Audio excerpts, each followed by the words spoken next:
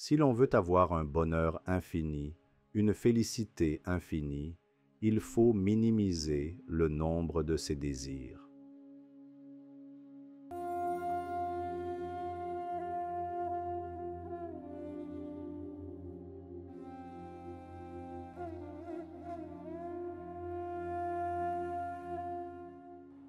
Comment mener une vie joyeuse? Une réponse simple qui me vient du cœur est de toujours vivre au présent. Nous ne devrions pas laisser notre vie s'enliser dans nos conditionnements et nos expériences passées. Mais la question se pose alors, les expériences passées qui ont été si douloureuses pour moi, comment peuvent-elles être oubliées? Eh bien, nous devons tirer une leçon, un enseignement de l'expérience passée, ce qui nous met parfois en colère, ce qui nous rend parfois tristes, ce qui nous rend parfois irritables, est souvent dû à ce bagage émotionnel que nous portons. Alors, avec la pratique de la voie Heartfulness, combien de temps un tel souvenir peut-il rester dans votre cœur? Pas très longtemps. Lorsque nous pratiquons le nettoyage très régulièrement et que nous prenons des sittings avec des précepteurs ou formateurs, régulièrement, il n'y a aucune chance qu'un tel bagage perdure dans notre cœur.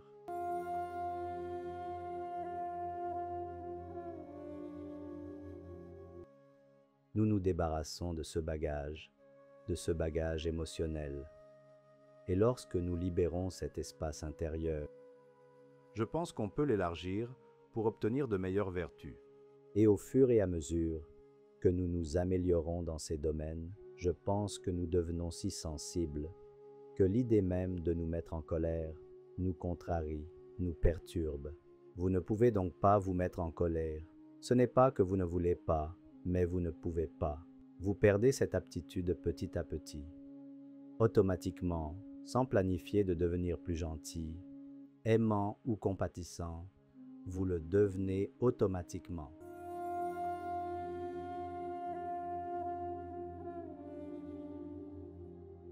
Comment détruit-on l'état émotionnel intérieur? Nos expériences montrent que lorsque nous sommes en colère, c'est en ce moment que nous perdons cet équilibre émotionnel intérieur, où le bonheur semble simplement disparaître dans un accès de colère. Et quand la colère apparaît-elle dans le cœur?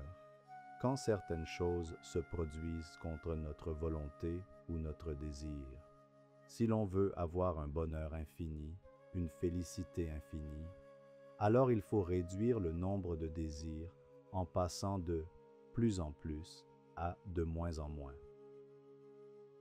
Et enfin, si possible, à zéro. Faites la paix avec vous-même.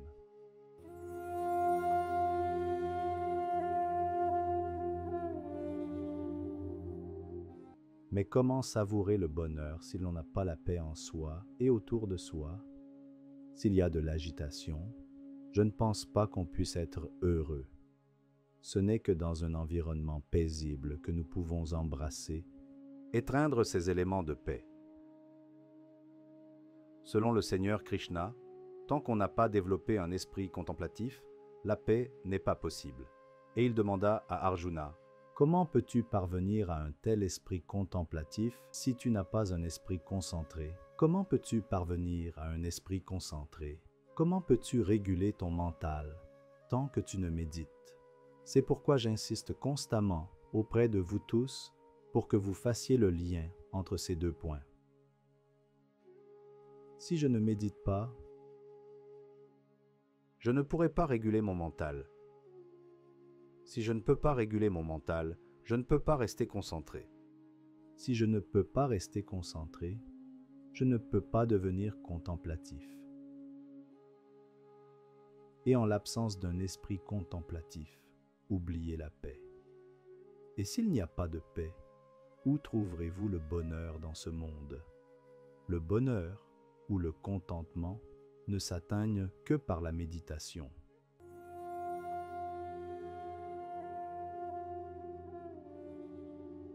Tout comme Newton, qui se détendait sous un pommier. La racine de toute cette recherche fondamentale est donc possible. Je veux dire que l'on ne peut trouver quelque chose de profond que si l'on est détendu, vraiment détendu, on peut trouver des choses sous tension.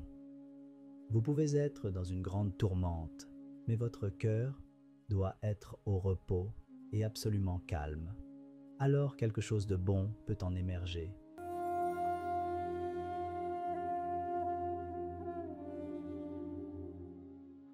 Comment se vacciner, par exemple, contre la colère, la tristesse, l'anxiété, la dépression, toutes sortes de troubles mentaux, car une fois que l'on est saisi par la colère ou la tristesse, il est très difficile de s'en sortir à ce moment-là.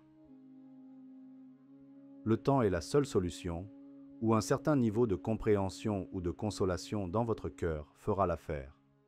Mais il faut du temps pour guérir.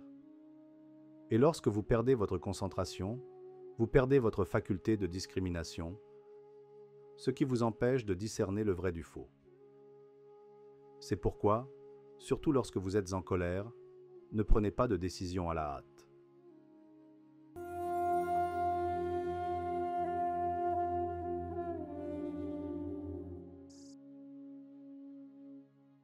Le bonheur est, comme le contentement, le résultat, il vient toujours de l'intérieur.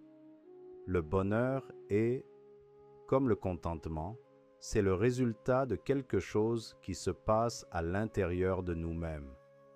Le bonheur est le résultat d'un accomplissement spirituel intérieur. Et ces réalisations spirituelles ne peuvent jamais être extérieures. Il s'agit donc d'un sous-produit. C'est pourquoi nous sentons que, oui, le bonheur ne peut venir que de l'intérieur.